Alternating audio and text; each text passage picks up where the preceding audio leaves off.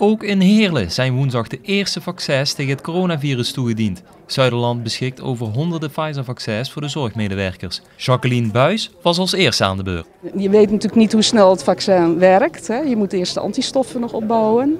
Maar het voelt voor mij wel stukken beter om die corona-afdeling weer op te gaan de komende weken dan het was. Ik denk dat het echt een ontzettend mooi moment is. We hebben hier de corona heel erg van nabij meegemaakt.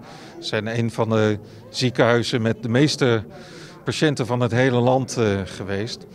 En het heeft een enorme indruk op ons achtergelaten. Ik heb hem net gehad. Ik merk er helemaal niks van. Bij de griepprik had ik nog een beetje een wat stijf gevoel in de arm.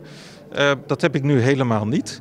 Ik voel me ook helemaal prima. Ik kan zo weer eigenlijk aan de slag. Mogelijk wordt er tot en met vrijdag doorgeprikt in Heerlen. Ja, we hebben nu in de eerste levering als Zuiderland, moet ik even uit mijn hoofd zeggen, ik denk voor zo'n 440 medewerkers hebben wij een vaccin gekregen. De volgende toediening die is tussen 21 en 28 dagen na de eerste toediening.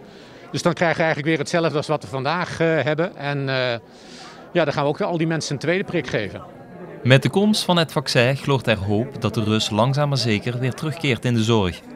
Voorlopig is het natuurlijk alleen nog maar lokaal dat het vaccin wordt uitgedeeld. Ik denk dat de echte rust pas na de zomer te verwachten zal zijn.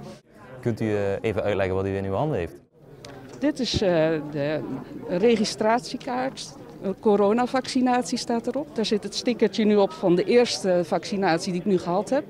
Over 3 weken moet ik er nog heen. Want je moet nog een dosis hebben om het immuunsysteem nog verder te stimuleren om antistoffen te maken tegen het coronavirus. En ik denk dat het gewoon een heel mooi moment is. Ik denk ook dat iedereen dit moet doen, voor jezelf en voor de patiënten.